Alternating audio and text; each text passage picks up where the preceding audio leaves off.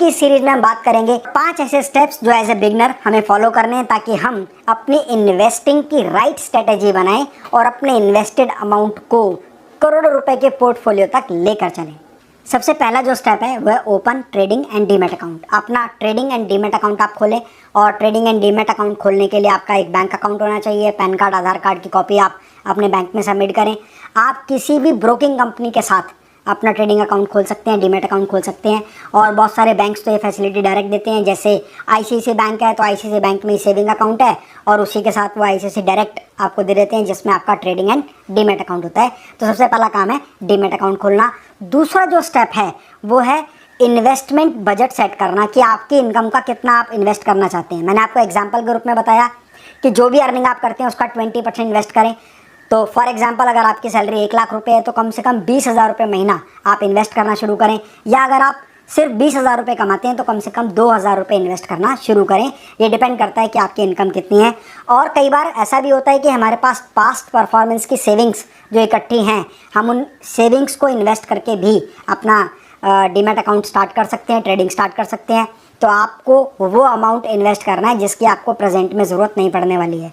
Fine. अगला जो third step है वो है सेट योर इन्वेस्टमेंट गोल। आप जो इन्वेस्टमेंट कर रहे हैं उसका गोल क्या है, क्यों कर रहे हैं आप investment, why you are investing. Like simply investing की भाई ठीक है मेरा पैसा मेरे पास है तो बैंक में हमें मिलने वाला रिटर्न जो वो 4.5-5% है, एफडी में 7-8% है, तो क्यों ना मैं शेयर मार्केट में इन्वेस्ट करूं ताकि मुझे 18-20% का रिटर्न आ जाए। ये भी कारण हो सकता है। या आपका स्पेसिफाइड गोल भी हो सकता है कि मेरा एक स्पेसिफाइड गोल है, इसको पूरा करने के लिए मैं अपने पैसे को इन्वेस्ट कर रहा हूँ और ग्रो कर रहा हूँ। जैसे आपका ड्रीम हाउस है, आपके ड्रीम कार है, जो फर्दर एजुकेशन के लिए आपने इन्वेस्ट करना शुरू कर दिया है, या आप रिटायरमेंट की प्लानिंग कर रहे हैं, या किसी टाइम ड्यूरेशन में आपको कभी पैसे की ज़रूरत पड़ने वाली है। फाइन। जैसे आपकी सिस्टर की मैरिज होनी है, आपसे 10 साल बाद आपको पैसे की ज़रूरत है, तो आप इन्वेस्टिंग शुरू करें और अपना गोल ज़रूर डिसाइड करें कि किस गोल को लेकर आप इन्वेस्टिंग शुरू कर रहे हैं। फोर्थ जो स्टेप है, don't expect quick gain. Quick gain कमाने की कोशिश कभी भी ना करें और ना कभी एक्सपेक्ट करें। मतलब 50%, 100%, 200%, 300, 400, 500% की एक्सपेक्टेशन ना रखें। 18 से 20% एक बहुत अच्छा रिटर्न होता है। ध्यान रखिए, इन्वेस्ट हमेशा लॉन्ग टर्म के लिए करें। जब आप लंबे समय के लिए इन्वेस्ट करेंगे तो आपकी जो कंपाउंड इंटरेस्ट की पावर है वो आपकी कैपिटल को बहुत बड़ा कर देगी, आपके इन्वेस्टमेंट को बहुत बड़ा कर देगी। Intraday trading, swing trading as a beginner इस पर ध्यान ना दें, क्योंकि यहाँ पर कई बार क्या होगा कि हाई रिस्क होने की वजह से आपका पैसा डूब जाएगा। आगे आने वाली क्लासेस में आपको बताऊंगा इंट्राडे ट्रेडिंग क्या होती है या स्विंग ट्रेडिंग क्या होती है, इंट्राडे के क्या क्या लॉसेज हैं, क्या क्या बेनिफिट्स हैं, वो सब कुछ हम एक्सप्लेन करने वाले हैं। एल्बर्ट आइंस्टाइन ने एक बात कही थी कि compound interest is 8th wonder of the world. विश्व का 8वां अजूबा है कंपाउंड इंटरेस्ट। इसको एक एग्जाम्पल के माध्यम से मैं आपको बताता हूँ। मान लीजिए आपकी इनकम 50,000 रुपये है, फाइन, और उसका 20% मैंने आपसे कहा था आप इन्वेस्ट करें। अगर आप वो 50,000 रुपये में से 20% सिर्फ बैंक में डिपॉजिट करते जाएंगे तो आपका पैसा बहुत ज़्यादा ग्रो नहीं होगा। मैं मान लेता हूँ वो 10,000 रुपये का इन्वेस्टमेंट आप शेयर मार्केट में इन्वेस्ट कर रहे हैं और राइट स्ट्रेटेजी और राइट नॉलेज को इम्प्लीमेंट करके कर रहे हैं और आपको सिर्फ 12% का रिटर्न मिल रहा है। तो मान लेते हैं हर महीने जब आप 10,000 रुपये जमा करेंगे तो एक साल में जाकर 1,20,000 रुपये आपके जमा होंगे, लेकिन हर महीने आपको कंपाउंड इंटरेस्ट भी मिल रहा है। मैंने कहा था कंपाउंड इंटरेस्ट ना, इसका जो बेनिफिट होता है वो लॉन्ग टर्म में होता है। तो पहले साल जो आपका पैसा बन जाएगा 10,000, सिर्फ 10,000 रुपये इन्वेस्ट करने पर वो बनेगा 1,26,825 रुपये। मतलब आपने इन्वेस्ट कितना किया, 1,20,000, और आपका बन कितना गया, 1,26,825 रुपये, 12% एनुअल रिटर्न के हिसाब से। सेकेंड ईयर आपका पैसा कितना हो जाएगा, वो लगातार आप 10,000 रुपये हर महीने इन्वेस्ट करते जाएंगे तो 2,70,000 रुपये लगभग आपका हो जाएगा। 5 साल बाद वो हो जाएगा 8,16,681 रुपये। 10 साल बाद आपका हो जाएगा वो 23 लाख रुपये, 15 साल बाद 50 लाख रुपये, 20 साल बाद 1 करोड़ रुपये। और यहाँ देखना आप कंपाउंड इंटरेस्ट की पावर क्या है।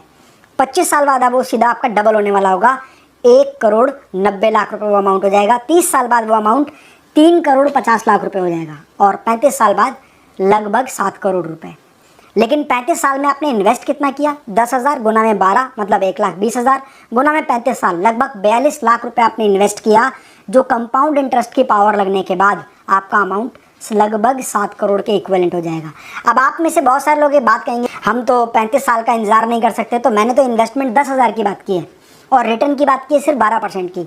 मान लीजिए आप 20,000, क्योंकि जैसे जैसे आपकी इनकम बढ़ती जाएगी, आप आगे ग्रो करते जाएंगे, आप अपनी इनकम का ज़्यादा परसेंट भी इन्वेस्ट कर सकते हैं। या आप अगर 20% भी इन्वेस्ट कर रहे हैं और आपकी इनकम रेगुलर बढ़ रही है, तब भी आपका जो अमाउंट है वो बहुत बड़ा होने वाला है। अब कुछ लोग यहाँ पर कहें फ्रिज आपने तो 30 साल 35 साल के बारे में बता दिया, इतना लंबा समय किसके पास है। तो फ्रेंड्स यहाँ इन्वेस्टमेंट भी एग्जाम्पल के रूप में मैंने 10,000 ली है, फाइन। और रेट ऑफ रिटर्न जो लिया है वो लिया है 12%। वो 15 भी हो सकता है, 18 भी हो सकता है, 20 भी हो सकता है।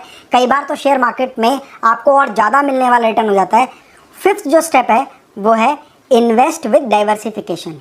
वॉरेन बफे एक बात कहते हैं, do not put all eggs in one basket. सारे के सारे अंडे ना एक बास्केट में मत रखो। ठीक उस तरह से शेयर मार्केट में जब आप इन्वेस्ट करें तो किसी एक कंपनी पर सारा का सारा पैसा इन्वेस्ट ना करें, एक तरह के शेयर में इन्वेस्ट ना करें, उसको डाइवर्सिफाई करें। मतलब 5:3:2 के रेशो में। फॉर एग्जाम्पल आप 100 रुपये इन्वेस्ट करने वाले हैं तो 50 रुपये इन्वेस्ट करें बॉन्ड्स में, म्यूचुअल फंड्स में, जहाँ पर रिस्क बहुत कम होता है और मिलने वाला रिटर्न भी नॉर्मल होता है, ताकि आपकी कैपिटल सेफ रहे।